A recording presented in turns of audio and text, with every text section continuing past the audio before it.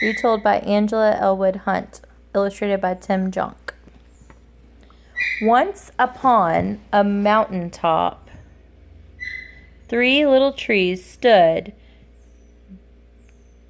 and dreamed of what they wanted to become when they grew up.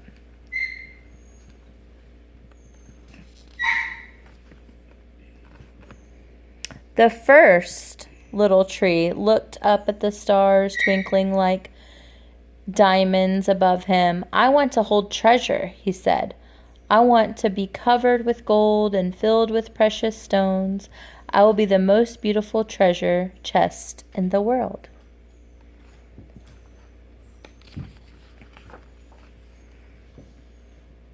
The second little tree looked out at the small stream trickling by on its way to the ocean.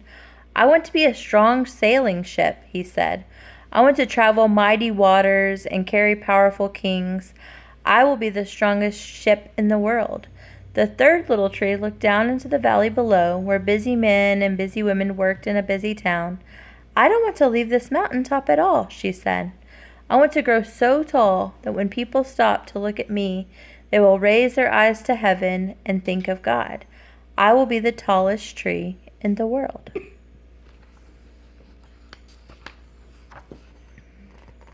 Years passed, the rains came, the sun shone, and the little trees grew tall.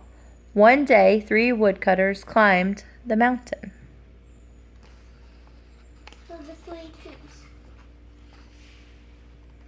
The first woodcutter looked at the first tree and said, "This tree is beautiful. It is perfect for me."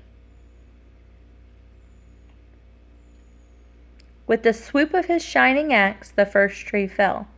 "Now I shall be made into a beautiful chest," thought the first tree. "I shall hold wonderful treasure." The second woodcutter looked at the second tree and said, "This tree is strong. It is perfect for me." With the swoop of his shining axe, the second tree fell. "Now I shall sail mighty waters," thought the second tree. "I shall be a strong ship fit for the kings."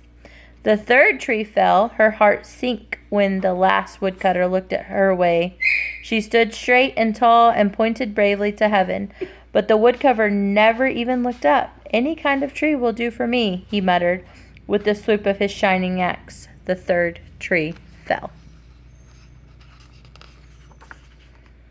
The first tree rejoiced when the woodcutter brought him to a carpenter's shop, but the busy carpenter was not thinking about treasure chest. Instead, his worn hands fashioned the tree into a feed box for animals. The once beautiful tree was now not covered with gold or filled with treasure.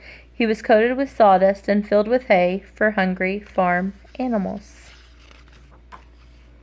The second tree smiled when the woodcutter took him to a shipyard, but no mighty sailing ships were being made that day.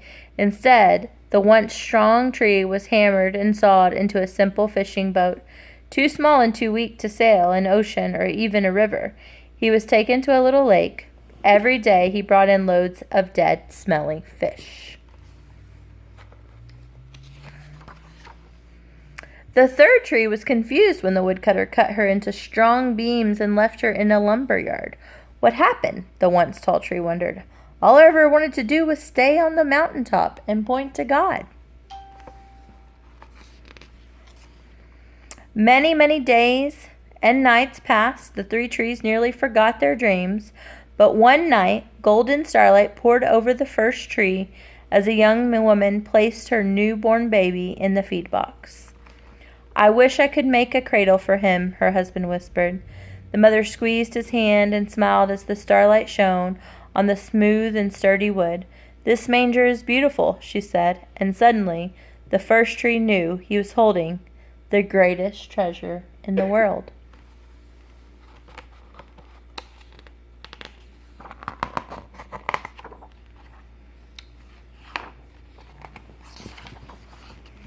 One evening, a tired traveler and his friends crowded into the old fishing boat. The traveler fell asleep, and the second tree quietly sailed out into the lake.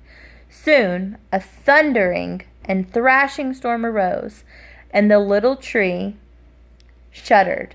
He knew he did not have the strength to carry so many passengers safely through the wind and rain. The tired man awakened, and he stood up and stretched out his hand and said, "Peace!" The storm stopped as quickly as it had begun, and suddenly the second tree knew he was carrying the King of heaven and earth. One Friday morning, the third tree was startled when her beams were yanked from the forgotten woodpile. She flinched as she was carried through an angry, jeering crowd. She shuddered when soldiers nailed a man's hands to her, and she felt ugly and harsh and cruel.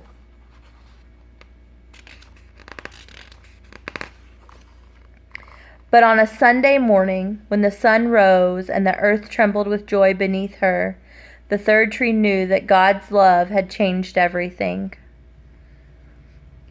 It had made the first tree beautiful. It had made the second tree strong.